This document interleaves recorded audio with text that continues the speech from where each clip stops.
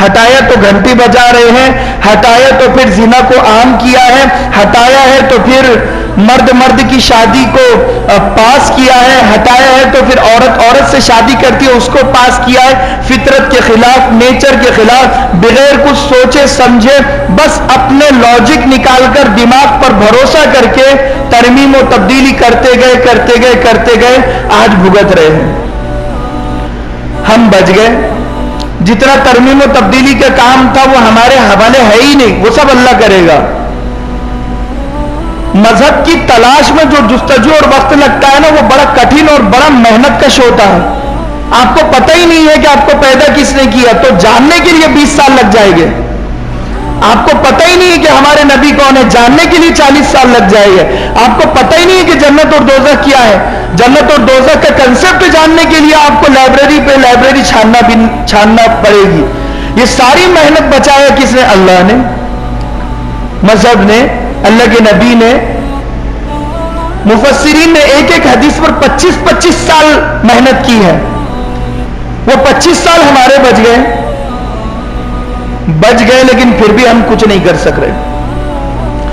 تو یہ جو ایام ذی الحجہ ہے بڑے بابرکت، اللہ کے نبی صلی اللہ علیہ وسلم نے فرمایا، مصنف ابن ابی شیبہ کی حدیث ہے، فرماتے ہیں کہ اس قدر اللہ کو اس 10 دنوں کی عبادت پسند ہے کہ اس کے علاوہ کسی بھی دنوں میں اتنی عبادت پسند نہیں ہے جتنی ان 10 دنوں میں اللہ کو عبادت پسند ہے۔ ذی الحجہ کے مہینے میں ایک روزہ، اللہ کے نبی صلی اللہ علیہ وسلم نے فرمایا کہ ذی الحجہ کے یہ جو 10 دن ہے 1 سے 10 تک، اس کا ایک روزے کا ثواب 1 سال کے روزوں کے برابر، اور ایک رات کی عبادت کا ثواب شب قدر کی عبادت کے برابر۔ چاہو تو 10 راتیں جاگ لو، چاہو تو 1 رات جاگ لو، فائدہ تمہیں اٹھانا ہے۔ ہم نے تو بتا دیا، اللہ کے نبی نے بتا دیا کہ بھئی یہ 10 راتیں شب قدر کے برابر اور یہ ایک روزہ 1 سال کے روزوں کے برابر۔ اور جہاں جہاں یہ باتیں آتی ہیں کہ یہ 1 سال کے روزوں کے برابر، یہ ہم سمجھتے ہیں کہ چلو بڑی بات ہو گئی کہ 1 سال تک بے فکری، یہ چھوٹے گناہ اللہ معاف کرتا ہے، بڑے گناہ معاف نہیں کرتا۔ بڑے گناہ جسے گناہ کبیرہ کہتے ہیں بغیر توبہ کے معاف نہیں ہوتے۔ 2 ہے بڑے گناہ، ایک ہے حقوق اللہ، ایک ہے حقوق العباد۔ حقوق اللہ میں اگر بڑا گناہ ہوا تو چانسز ہے کہ اللہ بغیر توبہ کے معاف کر دے گا، لیکن حقوق العباد میں اگر بڑا گناہ ہوا تو اب جب تک تم نے اس سے معافی نہیں مانگ لی تب تک اللہ معاف نہیں کرے گا۔ پہلے بندوں سے نپٹ کر آؤ، پھر ہم تمہیں معاف کریں گے۔ اگر میں نے غیبت کی ہے امریکہ کے ایک آدمی کے بارے میں، اب امریکہ جا کر جب تک معافی نہیں مانگ لیتا تب تک تیرا غیبت کا گناہ معاف نہیں ہوگا۔ اگر چغلی کر لی جرمنی کے آدمی کے بارے میں، جرمنی جا کر جب تک معافی نہیں مانگ لیتا گناہ معاف نہیں ہوگا۔ اگر غیبت کر لی اورنگ آباد کے آدمی کے بارے میں، جا کر جب تک معافی نہیں مانگ لیتا تیرا گناہ کبیرہ معاف نہیں ہوگا۔ یہ جو ہے کہ اللہ اگلے پچھلے گناہ معاف کر دے گا، یہ صغیرہ گناہ ہے، چھوٹے گناہ ہے۔ بڑے گناہ تو تمہیں جا کر معافی مانگنا پڑے گی۔ ماں باپ سے معافی مانگو، بھائی بہنوں سے معافی مانگو۔ اگر معافی مانگنے میں شرم آتی ہے تو پھر غیبت کرنا چھوڑ دو، چغلی کرنا چھوڑ دو، جھوٹ بولنا چھوڑ دو، بہتان تراشی چھوڑ دو۔ یا تو چھوڑو یا تو کرو مت، یا تو کرو تو معافی مانگو۔ اگر معافی نہیں مانگو گے ان گناہوں کے ساتھ قبر میں جب جاؤ گے تو پھر استقبال کرنے کے لیے سانپ بھی حاضر ہے، بچھو بھی حاضر ہے، اور پھر پلسرات تو تڑپ رہا ہے، ترس رہا ہے، انسان آئے اور اسے میں کاٹ کر دوزخ میں گرا دوں۔ پھر تو دوزخ پکار ہی رہی ہے، پھر تو سب ہمارے منتظر ہیں، سب ہمارے ویلکم کرنے کے لیے بڑے بےتاب ہیں۔ قبر دن میں 70 مرتبہ اپنے میزبان کو آواز دیتی ہے، میزبان میری قبر مجھے آواز دیتی ہے، آپ کی قبر آپ کو آواز دیتی ہے۔ تو وہ قبر استقبال کے لیے آواز نہیں دیتی ہے، وہ قبر اپنی بھوک مٹانے کے لیے آواز دیتی ہے کہ میں کیڑے مکوڑوں کا گھر ہوں، آ جاؤ۔ میرے کیڑے تمہارا استقبال کریں گے اور میرے جو موذی جانور ہے وہ تمہارا استقبال کریں گے. بڑی عیش و عشرت میں تم نے زندگی بسر کی ہے, اللہ کو بھولے, آج تم اللہ کو نہیں بھولو گے. تو یہاں پر فرمایا کہ ایام ذی الحجہ, تو یہ چھوٹے گناہ معاف ہوتے ہیں, جیسے وضو کر لیا, جہاں سے عضو سے پانی گزرا وہ عضو کے گناہ معاف. اب اس لیے یہ سوچ کر ظہر بھائی نماز تو پڑھ لی, وضو بھی کر لیا, اب آنکھ کا گناہ معاف ہو گیا, چلو عصر تک اور آنکھوں کو ٹھنڈک پہنچاتے ہیں. گیا کسی کی ماں بہن اور بیٹی پر بری نظر ڈالی اور پھر عصر میں آ گیا اور پھر وضو کر لیا, گناہ معاف ہو گیا. نہیں نہیں نہیں نہیں, یہ شریعت ہے, کوئی کھیل تماشا نہیں ہے, کوئی کھیل تماشا نہیں ہے. امام شافعی رحمت اللہ علیہ فرماتے ہیں جس بہن پر جتنی بری نظر ڈالی ہے, جب تک اس کی بہن پر کوئی اتنی بری نظر نہیں ڈال دیتا اسے موت نہیں آئے گی. اس کے مرنے سے پہلے اس کی ماں بہن اور بیٹی پر کوئی دوسرا اتنی ہی شدت سے بری نظر ڈالے گا. اگر یہ صرف دیکھنے پر رک جاتا ہے تو ٹھیک ہے, دیکھنے کے بعد اگر لیٹر کا سلسلہ جاری کر دیتا ہے, لو لیٹر کا سلسلہ یا کسی اور چیٹنگ کا سلسلہ جاری کر دیتا ہے, اب کوئی اور بھی تمہاری بہن کے ساتھ یہ کرے گا ضرور کرے گا, جب تک نہیں کرے گا تمہیں موت نہیں آئے گی. تو یہ گناہ ایسے ہوتے ہیں. تو فرمایا کہ وضو کرو گے تو چھوٹے موٹے گناہ تمہارے معاف ہو جائیں گے. مسجد پیدل چل کر آؤ گے تو ہر قدم پر ایک گناہ معاف ہوگا, ہر قدم پر جنت کا درجہ بلند ہوگا. اللہ کا بندہ مسجد پیدل چل کر آتا ہے, پیدل چل کر جاتا ہے کہ میں نے 100 قدم چلے تو 100 گناہ معاف ہو گئے. اب چلو میں 1-2 گناہ کر لوں تو کیا فرق پڑتا ہے, اگر میں ایک فلم دیکھ لوں یا گانا دیکھ لوں یا غیبت کر لوں یا پھر میں کچھ غلط کر لوں تو پھر کیا ہو جائے گا, پھر پیدل چل جاؤں گا مسجد میں. یہ تو چھوٹے گناہ معاف ہو گئے تمہارے, جو جانے انجانے میں تم سے ہو گئے. پلاننگ بنا کر, منصوبہ بنا کر جو گناہ کیا جاتا ہے وہ گناہ کبیرہ ہوتا ہے, صغیرہ نہیں ہوتا. ریچارج مار کر اگر فلم دیکھ رہا ہے تو پلاننگ کے ساتھ اس نے گناہ کیا ہے, گناہ کبیرہ. گاڑی اس موڑ پر روکا جس موڑ پر لڑکی کا گھر ہے تو پلاننگ کے ساتھ گناہ کیا ہے, گناہ کبیرہ. لیٹر لکھا ہے, پلاننگ کے ساتھ لکھا ہے, گناہ کبیرہ. جس گناہ کے پیچھے پلاننگ ہوگی وہ خود بخود گناہ کبیرہ بن جائے گا, صغیرہ ہو ہی نہیں. صغیرہ گناہ وہ ہوتے ہیں جو جانے انجانے میں ہو جاتے ہیں. راستے سے جا رہے تھے, نظر اٹھی, کسی پر پڑ گئی جانے انجانے میں, یہ صغیرہ گناہ اللہ نیچے نظر کرنے سے معاف کر دے گا. نظر پڑی اور دیکھتا رہ گیا اور پیچھا کرتا رہا, اب یہ پلاننگ ہے, اب گناہ کبیرہ ہے.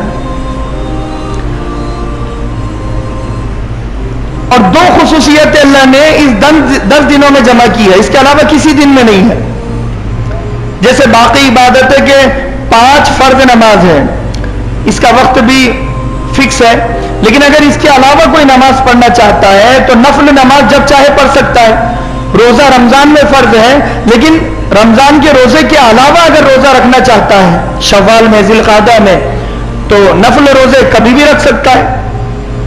اگر زکوٰۃ فرض ہے, فرض ادا کر دیا, اگر پھر بھی کچھ دینا چاہتا ہے اللہ کے راستے میں تو نفل صدقات دے سکتا ہے. یعنی الٹر ہے, نعم البدل ہے اس کا, سیکنڈ آپشن ہے اس میں.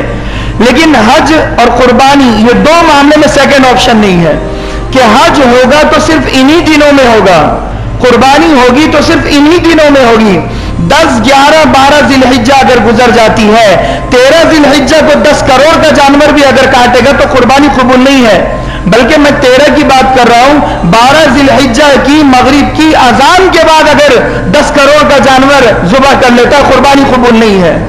13 ذی الحجہ کی مغرب کی اذان سے پہلے اسے قربانی کا عمل مکمل کرنا ہوگا, جب تک ویلیڈیٹی ہے, اس کے علاوہ ویلیڈیٹی ہے ہی نہیں.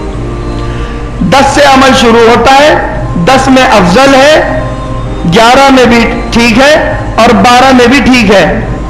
10, 11, 12. 12 ذی الحجہ اس کی مغرب تک کا وقت ہے, اس کے بعد اگر قربانی کرے گا قبول نہیں. تو لہذا یہاں پر یہی کہا کہ یہ فکس اللہ نے کیا ہے, ہم نے اور آپ نے نہیں کیا. اور اگر حج کرنا چاہتا ہے، حج پر گیا، بڑے طواف پہ طواف کر رہا ہے اور زمزم کا پانی بھی پیا، بہو وہی عمل کیا جو ایک حاجی حج میں کرتا ہے، لیکن غلطی ہو گئی کہ ذی الحجہ کے مہینے کے علاوہ شوال میں کر دیا، اب حج قبول نہیں ہے، حالانکہ شوال حج کے مہینوں میں سے ہے، لیکن یہ سفر کے لیے ہے۔ پرانے زمانے میں سفر بڑا مشکل تھا، 2 مہینے کا سفر جب لوگ کرتے تھے پھر حج پر جاتے تھے۔ کوئی جانور پر چل رہا ہے، کوئی مہینوں کا سفر کر رہا ہے، 2 مہینے 3 مہینے کا سفر کیا، اب بڑی پریشانی سے پہنچا۔ اگر اللہ تبارک و تعالی شوال کو حج کا مہینہ نہ بناتے تو اگر یہ شوال میں سفر کے دوران اگر مر جاتا تو یہ حاجیوں میں شمار نہ ہوتا۔ اللہ کی حکمت یہ ہے شوال کو حج کا مہینہ فکس کرنے میں، ذی القعدہ کو فکس کرنے میں، کہ اگر کوئی بندہ ارادہ کر کے نکلا ہے حج کا ارادہ کر کے، اگر شوال میں مر جاتا ہے تو حاجیوں میں شمار ہوگا، ذی القعدہ میں مر جاتا ہے تو حاجیوں میں شمار ہوگا، اسی لیے حج کا مہینہ قرار دیا ہے، یہ حکمت ہے اس کی۔ تو اب لہذا یہ 2 خصوصیتیں اس میں جمع کر دیا، 4 عمل اس میں بڑے اہم ترین ہے۔ پہلا ہے جیسے ہی ذی الحجہ کا چاند دیکھ لیا اب ناخن اور بال کاٹنا نہیں ہے قربانی کرنے والے کو، جو قربانی کر رہا ہے، ذی الحجہ کا چاند دیکھ لیا شروع ہو گیا، اب ناخن بھی نہیں کاٹ سکتا اور بال بھی نہیں کاٹ سکتا جو قربانی کر رہا ہے، جو قربانی نہیں کر رہا ہے وہ تو کاٹ سکتا ہے، لیکن اگر وہ بھی نہ کاٹے تو بہتر ہے۔ مولانا اشرف علی تھانوی رحمت اللہ علیہ فرماتے ہیں، حکیم اختر صاحب کا شعر ہے، تیرے محبوب کی یارب شباہت لے کے آیا ہوں، حقیقت اس کو تو کر دے میں صورت لے کے آیا ہوں۔ اگر یہ شباہت میں کاپی مارے گا حاجیوں کی، نہ اس نے ناخن کاٹے ہیں نہ اس نے بال کاٹے ہیں، اللہ کو یہ ادا اس کی اتنی پسند آتی ہے کہ اللہ اسے حاجیوں میں شمار کرتا ہے۔ چھوٹا سا عمل ہے ناخن نہیں کاٹنا اور بال نہیں کاٹنا، اگر جو قربانی نہیں کر رہا ہے وہ بھی اگر یہ کرتا ہے تو بہت اجر و ثواب ہے، اسے بھی دیا جائے گا۔ ضروری نہیں ہے کہ ایسا نہیں ہے کہ ناخن اگر کاٹ لیا تو حرام عمل ہے، لیکن اگر اپنے شوق سے قربانی تو نہیں کر رہا ہے، بیچارہ غریب ہے، لیکن اپنے شوق سے اتنا تو کر سکتا ہے کہ میں ناخن نہ کاٹوں بال نہ کاٹوں، یہ سوچ کر اگر وہ کرتا ہے تو اللہ تبارک و تعالی حج کی توفیق اسے مرنے سے پہلے ضرور دے گا۔ شوق پر اور جذبے پر اللہ ہدایت دیتا ہے، شوق اور جذبہ نہ ہو تو پھر اللہ کو ایسے لوگوں کی ضرورت نہیں ہے۔ کروڑوں اربوں خربوں لوگ جاتے ہیں حج کرتے ہیں، بہت کم لوگوں کا حج انہیں فائدہ دیتا ہے جو قبول ہوتا ہے۔ تو فرمایا کہ اب ناخن اور بال نہ کاٹیں، لیکن جو قربانی کر رہا ہے وہ نہ کاٹے، اور اس لیے کہ حاجیوں کی مشابہت ہے۔ حاجی جب احرام باندھتے ہیں، ویسے تو سفر جب شروع ہو تو شوال میں بھی احرام باندھا جا سکتا ہے، جائز ہے، سفر شروع کرا ہے حج کے ارادے سے، لیکن اب تو بڑا سفر آسان ہے، یعنی وہاں پر پہنچنے میں مہینوں نہیں لگتے ہیں، اب تو کچھ گھنٹوں میں وہاں پر پہنچ جاتا ہے۔ تو احرام باندھے گا، جب احرام کا مطلب یہ ہے کہ بغیر سلا ہوا کپڑا اس نے اپنے اوپر باندھ لیا، سفید کفن جسے کہا جاتا ہے، کہ اب یہ سلا ہوا کپڑا نہیں پہن سکتا، اب یہ خوشبو نہیں لگا سکتا، اب یہ ناخن اور بال کاٹ نہیں سکتا جب تک کہ قربانی نہیں کر لیتا۔ قربانی کرے گا تو اس کے بعد پھر یہ حلق کرے گا، یعنی بال پورے نکالے گا۔ تو احرام کی حالت میں محرم جیسے پابندی کرتا ہے، یعنی حاجی جیسے پابندی کرتا ہے، اگر ہم بھی ایسے ہی پابندی کریں کہ ناخن نہ کاٹے بال نہ کاٹے اور مسلسل تکبیرات پڑھتے رہ رہے ہیں تو اللہ کو وہ بھی بندہ بہت محبوب ہے اور یہ بھی بندہ بہت محبوب ہے۔ وہ تو ماحول کے اندر اللہ کو یاد کر رہا ہے، یہ تو بغیر ماحول کے اللہ کو یاد کر رہا ہے۔ بھائی ناندیڑ میں کون سا ماحول ہوتا ہے؟ حج والا ماحول جیسے وہاں پر ہوتا ہے طواف کا، زمزم کا، اور وہاں پر جیسے ماحول ہوتا ہے، وہ تو ماحول میں عبادتیں ہو رہی ہے، یہ تو بغیر ماحول کے جمع ہوا ہے، لگا ہوا ہے، اسی لیے اس کی قدر و قیمت ہے۔ تو احرام باندھ لیا، اب لہذا پہلا عمل کہ ناخن اور بال نہ کاٹ